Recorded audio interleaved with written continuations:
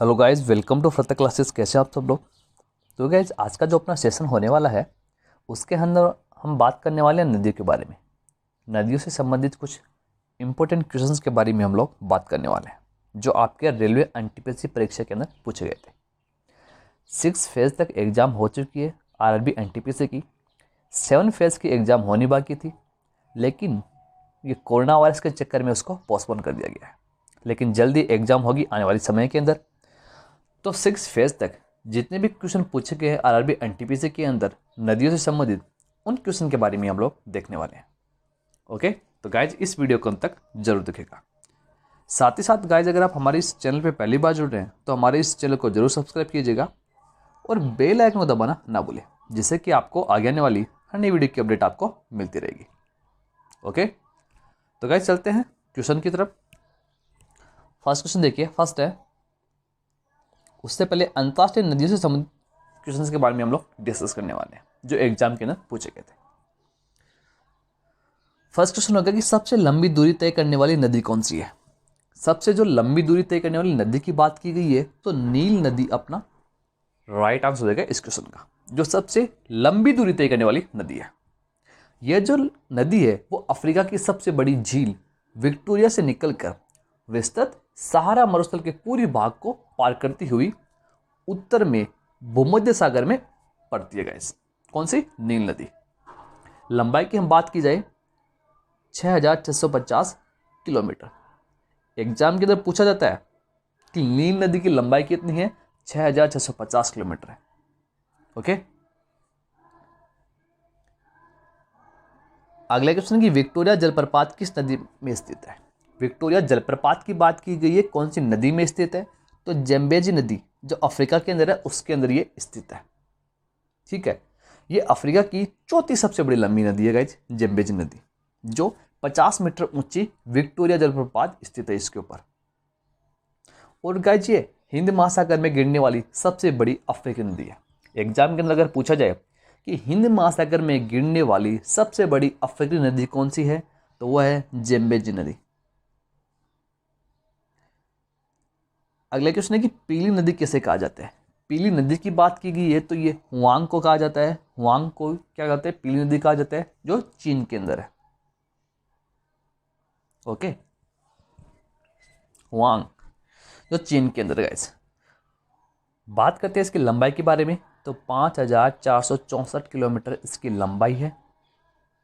ठीक है, और लंबाई के हिसाब से ये 7वां स्थान है लेती है दुनिया का ये नदी। अगला है कि लंदन किस नदी के किनारे पर स्थित है। लंदन है वो टेम्स नदी के किनारे पर स्थित है, तो टेम्स नदी अपना राइट आंसर हो जाएगा इस क्वेश्चन का। हम लोग ये डिस्कस कर चुके हैं एनालिसिस के अंदर। अब हम बात करने वाले एक साथ नदियों के बारे में इंपॉर्टेंट क्वेश्चंस, क्योंकि एनालिसिस जब हमने किया था तो इन क्वेश्चन के बारे में हम लोग डिस्कस कर चुके हैं। अगला हम बात करने वाले हैं आयतन के अनुसार विश्व की सबसे बड़ी नदी कौन सी है। आयतन मीन्स की वॉल्यूम के अकॉर्डिंग वर्ल्ड की सबसे बड़ी नदी कौन सी है तो वो है अमेजन। वॉल्यूम के अकॉर्डिंग जो दक्षिण अफ्रीका से होकर बहने वाली एक नदी है अमेजन। लंबाई के हिसाब से बात करेंगे तो ये दूसरी नदी है। ठीक है, आयतन के अनुसार वॉल्यूम के अनुसार विश्व की सबसे बड़ी नदी है, लेकिन किसके आधार पर? लंबाई के अनुसार ये दूसरी सबसे बड़ी नदी है। लंबाई के अकॉर्डिंग नील नदी फर्स्ट पे है। ठीक है, लंबाई की हम बात करेंगे 6400 किलोमीटर की लंबाई है अमेजन की, जो दक्षिण अफ्रीका से होकर बहने वाली एक नदी है। ओके, अगला कि हडसन नदी किस शहर को से होकर गुजरती है। हडसन नदी की बात की गई है तो कौन से शहर से होकर गुजरती है? न्यूयॉर्क शहर से होकर यह गुजरती है हडसन नदी। ठीक है, इस हडसन नदी का नाम कैसे पड़ा? जिसने इसको खोजा था उनका नाम था हेनरी हडसन।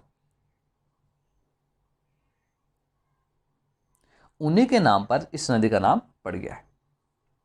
ओके गाइज, साथ ही साथ गाइज अगर आप हमारे इस चैनल पे पहली बार जुड़ रहे हैं, हमारे इस चैनल पे पहली बार आए हैं, तो हमारे इस चैनल को जरूर सब्सक्राइब कीजिएगा और बेल आइकन के बटन को जरूर दबाएं, जिससे कि आपको आगे आने वाली हर नई वीडियो की अपडेट आपको मिलती रहेगी। अगर गाइज आपको ये वीडियो पसंद आ रहा है तो इस वीडियो को लाइक कीजिए, शेयर कीजिए और आप इस पर कमेंट भी कर सकते हैं। अगर गाइज आपको इस वीडियो की PDF फाइल चाहिए तो टेलीग्राम पर एक चैनल है हमारा, उसको ज्वाइन करें, वहाँ पे आपको सभी प्रकार की PDF फाइल मिल जाएगी। ओके, अब हम बात करने वाले हैं राष्ट्रीय नदियों से संबंधित कुछ इंपॉर्टेंट क्वेश्चंस के बारे में। अब तक हमने देखा इंटरनेशनल नदी के बारे में, अब हम बात करने वाले हैं राष्ट्रीय नदी से संबंधित कुछ इंपॉर्टेंट क्वेश्चंस के बारे में। फर्स्ट क्वेश्चन देखिए, फर्स्ट है मीन्स कि आगे कंटिन्यू करेंगे 7 क्वेश्चन से। प्रायद्वीप या भारत की सबसे लंबी नदी कौन सी है? सबसे लंबी नदी की बात की गई है तो गोदावरी नदी अपना सही आंसर हो जाएगा इस क्वेश्चन का। जो दक्षिण भारत की प्रमुख नदी है गोदावरी नदी। गाइस इसको दक्षिण की गंगा भी कहा जाता है। एग्जाम के अंदर ये पूछा गया है, रेलवे एग्जाम के अंदर नहीं, अदर एग्जाम के अंदर ये पूछा गया है कि दक्षिण की गंगा किस नदी को कहा जाता है, तो वो गोदावरी नदी को कहा जाता है, जिसकी लंबाई है 1465 किलोमीटर।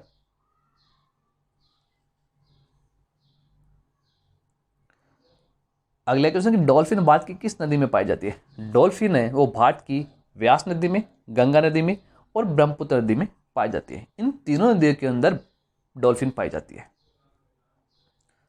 अगला क्वेश्चन है राष्ट्रीय जलमार्ग सेकंड किस नदी से गुजरता है?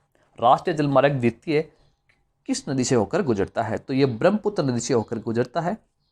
ब्रह्मपुत्र की बात करेंगे जिसकी लंबाई है 3848 किलोमीटर। ओके, और ये तिब्बत, भारत तथा बांग्लादेश से होकर गुजरती है। ध्यान में रखिएगा, एग्जाम के अंदर पूछा जाता है ब्रह्मपुत्र नदी तिब्बत, भारत और बांग्लादेश से होकर गुजरती है, जिसकी लंबाई है 3848 किलोमीटर। ओके, अगला क्वेश्चन है कि दादर और नगर हवेली की प्रमुख नदियां कौन सी है? दादर और नगर हवेली की प्रमुख नदी की बात की गई है तो दमन गंगा अपना राइट आंसर हो जाएगा इस क्वेश्चन का गाइस। ओके, साथ ही साथ आप कमेंट करते रहिए अगर आपको आंसर आ रहा है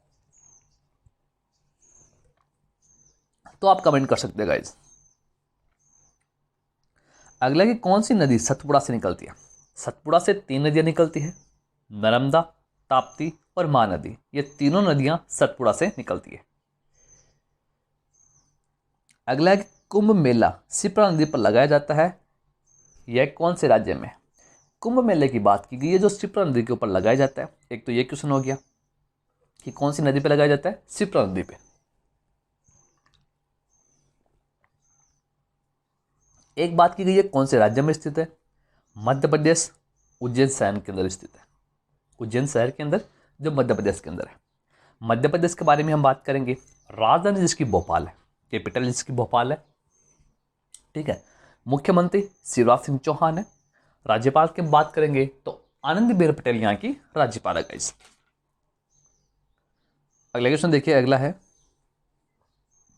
सरदार सरोवर बांध किस नदी पर स्थित है? नर्मदा नदी पर स्थित है जो गुजरात के अंदर है, ठीक है। सरदार सरोवर बांध, इसको गाइस रेवा के नाम से भी जाना जाता है, नर्मदा नदी को। जो गोदावरी कृष्णा, जो गोदावरी नदी है, कृष्णा नदी है, इनके बाद भारत के अंदर बहने वाली तीसरी सबसे लंबी नदी की बात की जाए तो वो है नर्मदा नदी, जिसको रेवा के नाम से जाना जाता है।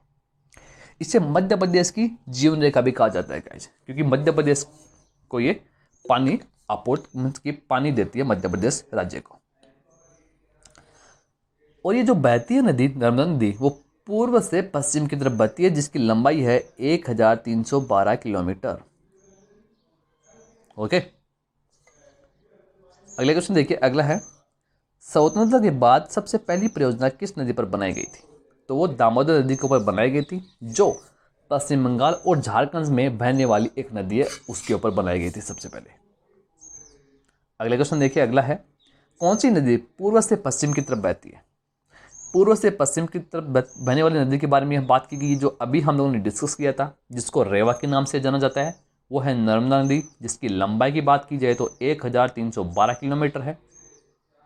ओके, जो गोदावरी कृष्णा नदी, इन दोनों नदियों के बाद भारत की तीसरी सबसे लंबी नदी है तो वो है नर्मदा नदी। ओके गाइज, क्लियर हो गया। बढ़ते हैं अगले क्वेश्चन की तरफ। अगला क्वेश्चन देखिए, गोदावरी नदी कहाँ से निकलती है? गोदावरी जो नदी है वो महाराष्ट्र राज्य से निकलती है। महाराष्ट्र की हम बात करेंगे, कैपिटल जिसकी मुंबई है। उद्धव ठाकरे यहाँ के मुख्यमंत्री है। ओके, और भगत सिंह कोश्यारी यहाँ के राज्यपाल हैं। अगला है कि बारी दोआब किन दो नदियों के बीच है? बारी दोआब है वो रावी और ब्यास नदियों के बीच है। तो रावी और ब्यास नदी अपना राइट आंसर हो जाएगा इस क्वेश्चन का। अगला क्वेश्चन देखिए, अगला है मेची नदी किसकी सहायक नदी है? मेची नदी की बात की गई है, किसकी सहायक नदी है? तो महानंदा की ये सहायक नदी है मेची नदी, जिसका प्राचीन काल में जो नाम था वो था चित्रोत्पला। ओके, जो दक्षिण से उत्तर की तरफ प्रवाह करती है, दक्षिण से उत्तर की तरफ बहती है, जिसकी लंबाई है 858 किलोमीटर। ओके, अगला क्वेश्चन देखिए, अगला है सिकंदर किस नदी को पार करके भारत आया था? सिकंदर है वो सिंधु नदी, इंडस नदी को पार करके भारत आया था, और सिकंदर और परस के बीच झेलम नदी के ऊपर युद्ध हुआ था। झेलम नदी के पास युद्ध होता, आपको सबको पता है, जिसके अंदर सिकंदर ने विजय प्राप्त की थी। ठीक है, एशिया की सबसे लंबी नदियों में से एक है सिंधु नदी, जो पाकिस्तान, भारत, चीन के मध्य बहती है।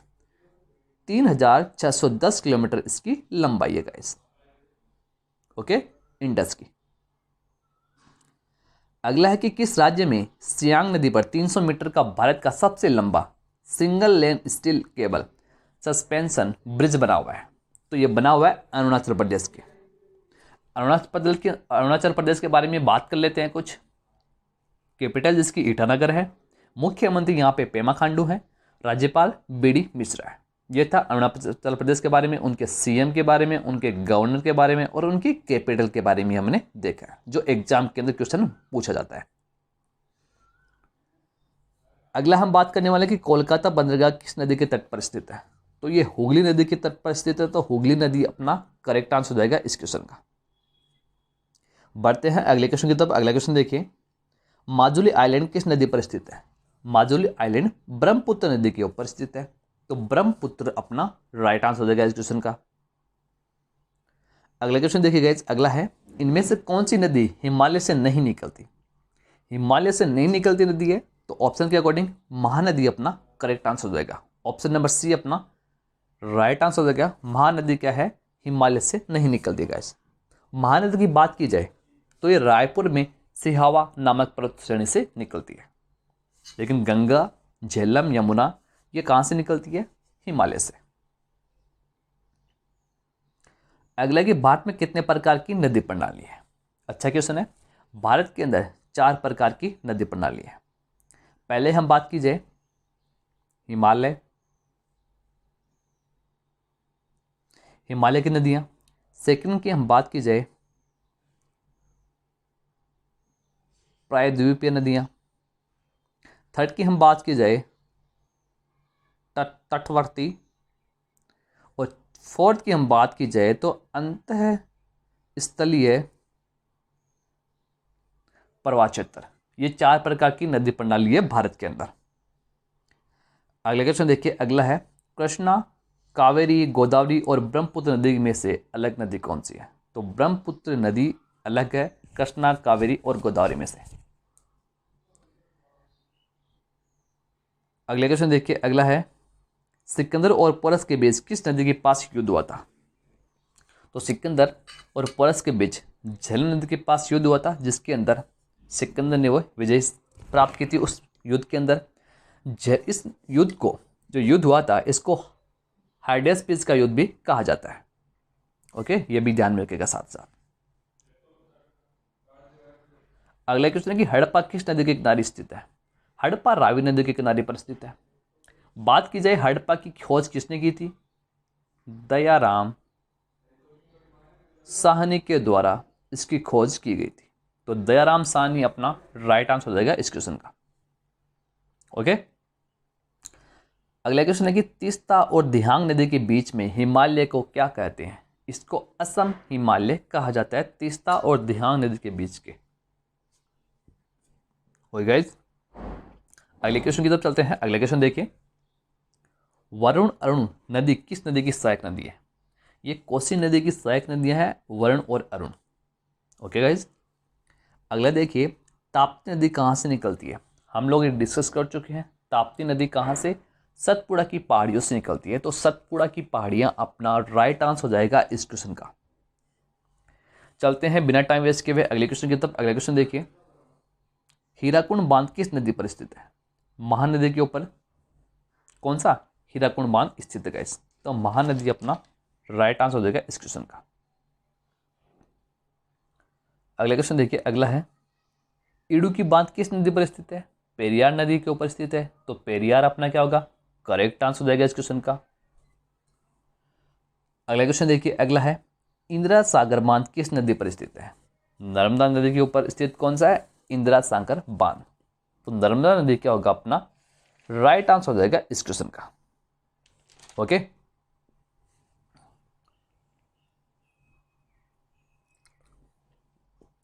अगला क्वेश्चन देखिए, अगला है, त्रिवेणी संगम किन किन नदियों का संगम स्थान है? त्रिवेणी संगम नाम से स्पष्ट हो रहा है, त्रिवेणी मीन्स कि तीन नदियों का जो संगम होता है वो किन किन नदियों का स्थान है? तो गंगा, यमुना और सरस्वती। त्रिवेणी तीन नाम हो गए, गंगा, यमुना और सरस्वती। इन तीनों नदियों के संगम के स्थान को बोलते हैं त्रिवेणी संगम। ओके, तो गंगा, यमुना और सरस्वती अपना क्या होगा? राइट आंसर हो जाएगा इस क्वेश्चन का। ओके, तो गाइज ये थे कुछ इंपॉर्टेंट नदियों के बारे में जो इंटरनेशनल है और जो अपने राष्ट्रीय है उनके बारे में हम लोगों ने डिस्कस किया है, जो आपकी आरआरबी एनटीपीसी एग्जाम के अंदर अब तक पूछे गए हैं। ये कुछ इंपॉर्टेंट क्वेश्चंस हैं जो आपकी आने वाली एग्जाम के लिए बहुत ही इंपॉर्टेंट है, चाहे से वो रेलवे एनटीपीसी के 7 फेज की बात हो या फिर ग्रुप डी एग्जाम के बारे में। आई होप कि आपको ये सेशन पूरा अच्छा लगा होगा गाइज। अगर आपको ये सेशन अच्छा लगा तो वीडियो को लाइक कीजिए, ज़्यादा से ज़्यादा शेयर भी कीजिए। अगर आप हमारे इस चैनल पे पहली बार जुड़े हैं तो हमारे इस चैनल को जरूर सब्सक्राइब कीजिएगा और बेल आइकन दबाना ना भूलें, जिससे कि आपको आगे वाली हर नई वीडियो की अपडेट आपको मिलती रहेगी। तो गाइस मिलते हैं नेक्स्ट सेशन में नेक्स्ट इंपॉर्टेंट क्वेश्चंस के साथ, नेक्स्ट टॉपिक को लेके। तब तक के लिए thank you, goodbye and take care.